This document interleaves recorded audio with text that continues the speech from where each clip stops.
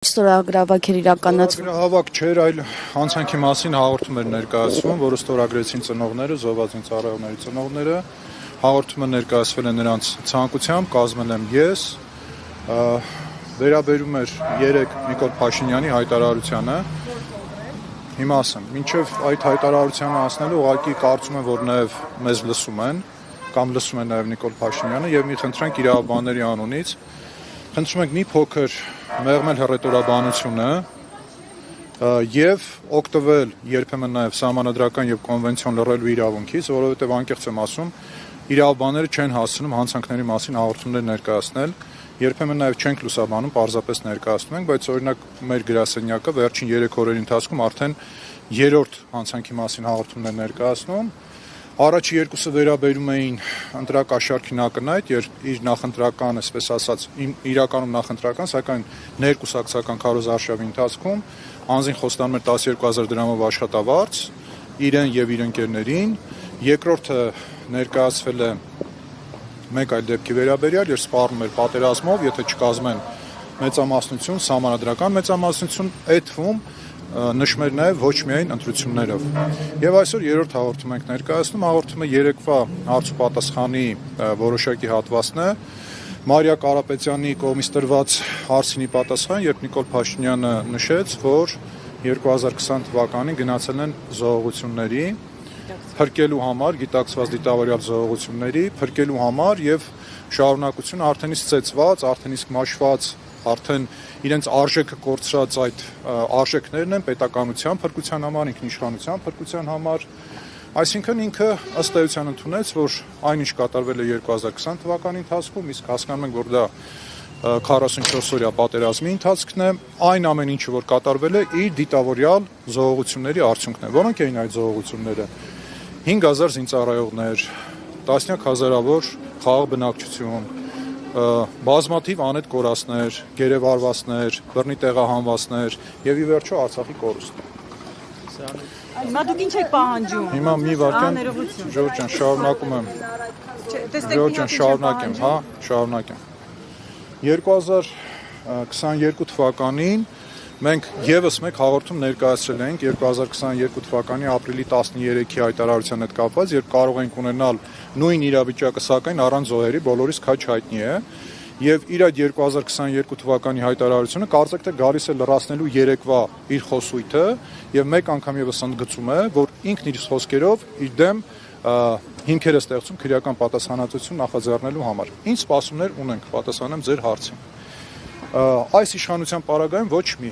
սակայն դա չի նշանակում, որ մենք պետք է գնահատական չտանք Նիկոլ Փաշինյանի խոսույթին եւ հենց իր թույլ տվեք ասել խոստովանական հայտարարություններին եւ ցուցմունքներին։ Եվ կմանավասել դուք ինչ եք պահանջում, որ հոդվածով գործառույթ Այս պահին մենք կարծում ենք, որ առնվազն երկու հանցանքի հատկանիշներ առկա են, պետական դավաճանություն, որը դրսևորվում է թշնամուն օգնություն ցույց տալով, դիտավորյալ գործողություններով եւ երկրորդը մարդկության դեմ ուղղված, մարդկության դեմ ուղղված հանցագործություններ, այսինքն պատերազմի ընթացքում դիտավորյալ այնպիսի գործողություններ կատարել, որոնք հանգեցնում են սպանությունների, խոշտանգումների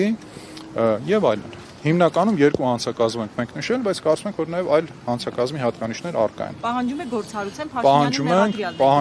Պահանջում ենք, որպեսզի հանցանքի մասին հաղորդման հիման վրա նախաձեռնվի քրեական վարույթ եւ դրա դատավարական միակ հետևանքը, այո, պետք է լինի նրա նկատմամբ քրեական հետապնդում հարուցելը։ Ինչ պատիժ է դա ենթադրում առանձնապես ծանր հանցագործությունը մինչև 15 տարի։ Եվ 22 թվականի այդ հայտնի հայտարարությունը ապրիլի 13-ը, մոտ 4 տարի անցել, արձագանք եղել է, դες ինչ են պատասխանել։ Ոչ, այդ 22 թվականի հայտարարությունը կցված է զինվորական քննչական գլխավոր վարչությունում քննվող այն մեծ գործին, որը վերաբերում էր Արցախյան պատերազմի ընթացքում բարձրաստիճան պաշտոնատար անձանց կողմից կատարված դիտավորյալ գործողություններին կամ անփույթ գործողություններին։ Մենք բազմաթիվ այդ գործով միջնորդություններ ունենք, տարատեսակ իրավական ընթացակարգեր ենք սկսել, բայց այս պահին որևէ հետևանք չկա։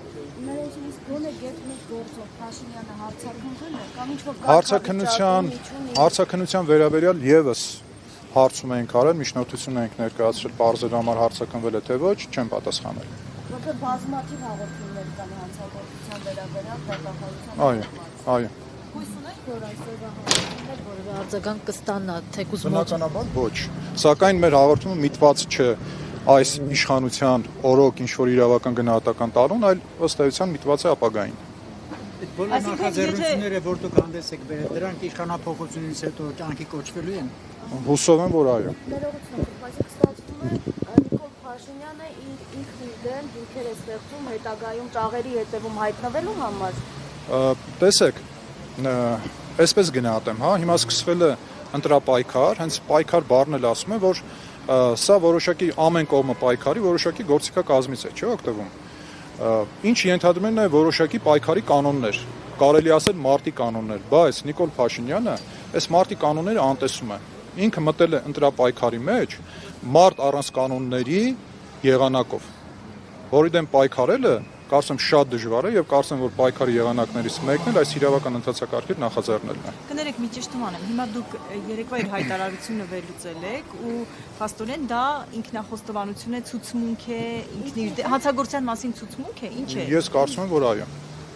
Ծնողները խնդրել են որպեսզի դրան իրավական տեսք տրվի, իրավական գնահատական տրվի, մենք էլ փորձել ենք տալ։ Իսկ գլխավոր շարժի դեմ չեք ուզում նաև իր դեմ հաղորդումներ կայացնել, որովհետև ամեն դեպքում խմբակային հանցագործության հետ գործ ունենք, որտեղ եթե հանցագործություն է եւ գործ չի հարուցվում առնվազն կամ գործվում է, այս դեպքում արդեն խմբակային պատասխանատվություն եւ խմբակային հանցագործություն։ Անի ջան, կքննարկենք, որովհետեւ եթե այդպես սկսենք, մենք լուրջ եմ ասում, մենք պետք է որևէ այլ բանով չզբաղվենք, քան միայն հաղորդումներ ներկայացնելը։ Մեր 24 ժամ։ Շնորհակալություն։ Շնորհակալություն։